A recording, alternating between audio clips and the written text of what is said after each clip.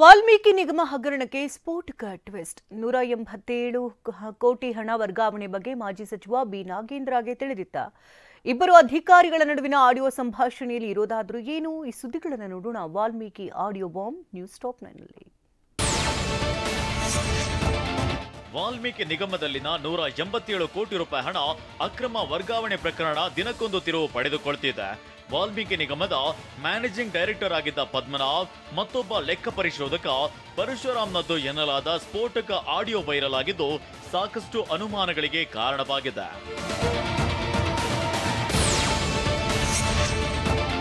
ಚಂದ್ರಿಕಾ ಹೋಟೆಲ್ನಲ್ಲಿ ಕುಳಿತು ಅಧಿಕಾರಿ ಚಂದ್ರಶೇಖರ್ ಸಾವಿಗೂ 2 ದಿನಕ್ಕೂ ಮುನ್ನ ನಡೆದ ಸಂಭಾಷಣೆ ಎನ್ನಲಾದ ಆಡಿಯೋ ವೈರಲ್ ಆಗಿದೆ.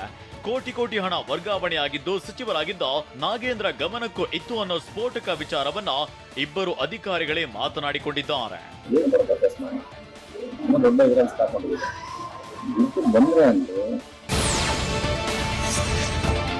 ವಾಲ್ಮೀಕಿ ನಿಗಮದ ಹಗರಣದಲ್ಲಿ A7 ಪದ್ಮನಾಭ, A8 ಪರಶುರಾಮ್ ಮಾತುಕತೆ ನಡೆಸಿದ್ದಾರೆ.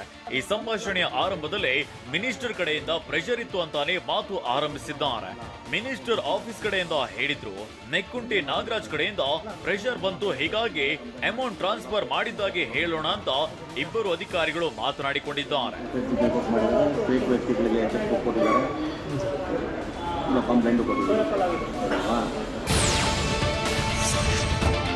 ಅಧ್ಯಕ್ಷರಿಗೂ ತಿಳಿಸದೆ ಅಕೌಂಟ್ನಿಂದ ದುಡ್ಡು ಕಬಳಿಸುವುದು ಹೇಗೆ ಅಂತ ಪದ್ಮನಾಭ ಹೇಳ್ತಿದ್ದಂತೆ ಖುಷಿಯಾಗೋ ಲೆಕ್ಕ ಪರಿಶೋಧಕ ಪರಶುರಾಮ್ ಮೊದಲೇ ಹೇಳುವುದಲ್ವಾ ಸರ್, ಚಂದ್ರಶೇಖರ್ನನ್ನ ಇನ್ವಾಲ್ವ್ ಮಾಡ್ತಿದ್ದೆ ಅಂತ ಬಾಯ್ಬಿಟ್ಟಿದ್ದಾರೆ.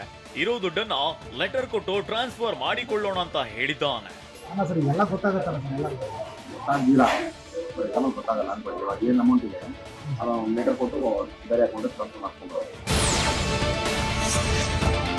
ಚಂದ್ರಶೇಖರ್ನನ್ನ ಸಿಲುಕಿಸುವ ಬಗ್ಗೆಯೂ ಮಾತನಾಡಿರೋ ಖದೀಮರು ಮಿನಿಸ್ಟರ್ ಗಮನಕ್ಕೂ ಇತ್ತು. ಶಾಂಗ್ರಿಲಾ ಕರೆಸಿ ಮಾತನಾಡಿದ್ರು ಅನ್ನೋ ಸ್ಫೋಟಕ ವಿಚಾರವನ್ನ ಬಯಲು ಮಾಡಿದ್ದಾರೆ. ಅಲ್ಲ ಸರ್, ನನಗೆ ಮೊದಲೇ ನೀವು ಸ್ವಲ್ಪ ಹಿಂಟ್ಸ್ ಕೊಟ್ಟಿದ್ರೆ ಅಂದರೆ ನಾನು ಚಂದ್ರಶೇಖರ್ನ ಅಲ್ಲಿ ಇನ್ವಾಲ್ವ್ ಮಾಡ್ತೀನಿ, ಚಂದ್ರಶೇಖರ್ನ ಸರ್ಚ್ ಮಾಡ್ತಾ ಇದ್ದೆ.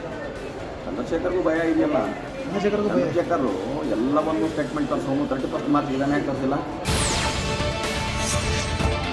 ವಾಲ್ಮೀಕಿ ನಿಗಮದ ಹಗರಣ ಕುರಿತು ಅಧಿಕಾರಿಗಳಿಬ್ಬರ ಆಡಿಯೋ ಸ್ಫೋಟವಾಗ್ತಿದ್ದಂತೆ ಕೈ ನಾಯಕರು ಪ್ರತಿಕ್ರಿಯಿಸಿದ್ದಾರೆ. ಅಧಿಕಾರಿಗಳು ಅಧಿಕಾರ ದುರ್ಬಳಕೆ ಮಾಡಿಕೊಂಡಿರುವುದು ನಿಜ ಅಂತ ಡಿಸಿಎಂ ಡಿಕೆ ಹೇಳಿದ್ರೆ, ಹಣ ಟ್ರಾನ್ಸ್ಫರ್ ಬಗ್ಗೆ ಸಿಬಿಐ ತನಿಖೆ ನಡೆಸ್ತಿದೆ ಅಂತ ಡಾಕ್ಟರ್ ಜಿ ಪರಮೇಶ್ವರ್ ಹೇಳಿದ್ದಾರೆ. ನಾವು ಫ್ರೀ ಅಂಡ್ ಫೇರ್ ಇನ್ವೆಸ್ಟಿಗೇಷನ್ ಆಗಬೇಕು ಅಂತೇಳಿ ಮಿಸ್ಯೂಸ್ ಆಗಿರೋದು, ಅಧಿಕಾರಿಗಳು ದುರುಪಯೋಗ ಮಾಡ್ಕೊಳ್ಳೋದು ನಿಜ. ನಮ್ಮ ಮಂತ್ರಿಗಳನ್ನೆಲ್ಲ ಕರೆದು ನಾವು ಕೇಳಿದ್ದೀವಿ, ಅವ್ರು ಯಾವುದಕ್ಕೂ ಇನ್ವಾಲ್ವ್ ಆಗಿಲ್ಲ ಅಂತ ಅವ್ರು. CBIನವರು ಬ್ಯಾಂಕಿಂಗ್ ಸೆಕ್ಟರ್ನಲ್ಲಿ through the banks, cooperative bank ಇರ್ಬೋದು, ಶೆಡ್ಯೂಲ್ಡ್ ಬ್ಯಾಂಕ್ ಇರ್ಬೋದು, ಬ್ಯಾಂಕ್ ಆಕ್ಟಿವಿಟೀಸಲ್ಲಿ ಏನಾಗಿದೆ ಅಂತ ಅವ್ರು ನೋಡ್ತಿದ್ದಾರೆ. ದೊಡ್ಡವರ ರಕ್ಷಣೆಗಾಗಿ ಆಡಿಯೋ ಬಿಡುಗಡೆ ಮಾಡಲಾಗಿದೆಯೇ ಎಂದು ಬಿಜೆಪಿ ನಾಯಕರು ಅನುಮಾನ ವ್ಯಕ್ತಪಡಿಸಿದ್ದಾರೆ. ದೊಡ್ಡವರ ರಕ್ಷಣೆಗೆ ಆಡಿಯೋ ಬಿಟ್ಟಿರಬಹುದು ಅಂತ ಸಿಟಿ ರವಿ ಹೇಳಿದ್ರೆ, ಮುಖ್ಯಮಂತ್ರಿ ಸಿದ್ದರಾಮಯ್ಯರನ್ನ ವಿಚಾರಣೆಗೆ ಕರೀಬೇಕು ಅಂತ ಅಶ್ವಥ್ ನಾರಾಯಣ್ ಆಗ್ರಹಿಸಿದ್ದಾರೆ. ಶಾಂಗ್ರಿಲಾ ಹೋಟೆಲ್ನಲ್ಲಿ ಮೌಖಿಕ ಸೂಚನೆಯನ್ನು ನಾಗೇಂದ್ರ ಕೊಡ್ತಾನೆ ಅನ್ನೋಂಥ ಮಾಹಿತಿ ನೆಕ್ಕುಂಟಿ ನಾಗರಾಜ್ ಏನು ಹೇಳ್ತಾನೆ ಕೇಳಿ ಅಂತ ಹೇಳಿ ಒಂದು ಸಂಬಂಧವನ್ನು ಜೋಡಿಸಿಕೊಟ್ಟಿದ್ದು, ದೊಡ್ಡ ತಲೆಗಳ ರಕ್ಷಣೆ ಮಾಡೋಕ್ಕೆ ಏನು ಬೇಕೋ ಆ ಪ್ರಯತ್ನನೇ ಮಾಡ್ತೀವಿ. ಡ್ಯೂಟಿ ಹೊಡೆಯೋಕ್ಕೆ ಮಾಡಿರುವ ಪ್ರಯತ್ನದ ಒಂದು ಪೂರಕ ಸಾಕ್ಷಿ ಅಂತ ಈ ಆಡಿಯೋವನ್ನು ನಾವು ಪರಿಗಣಿಸ್ಬೋದು. ಬೆಳವಣಿಗೆಗಳೇನಿದ್ದಾವೆ ಅನುಮಾನ ಹುಟ್ಟಿಸ್ತಾ ಇದೆ. ಆ್ಯಕ್ಚುಲಿ ಮುಖ್ಯಮಂತ್ರಿಗಳನ್ನ ವಿಚಾರಣೆ ಕರೀಬೇಕಿತ್ತು. ಮುಖ್ಯಮಂತ್ರಿಗಳು ಮೊದಲು ಹೋಗಬೇಕಾಗಿತ್ತು ವಿಚಾರಣೆಗೆ, ಅವರೇ ರಾಜೀನಾಮೆ ಕೊಡಬೇಕಿತ್ತು. ಮತ್ತು KPCC ಅಧ್ಯಕ್ಷರ ಕಡೆ, ಉಪಮುಖ್ಯಮಂತ್ರಿಗಳ ಕಡೆ ನಾಗೇಂದ್ರ ಅವರು ಒನ್ ಆಫ್ ದ ಪಾರ್ಟಿ.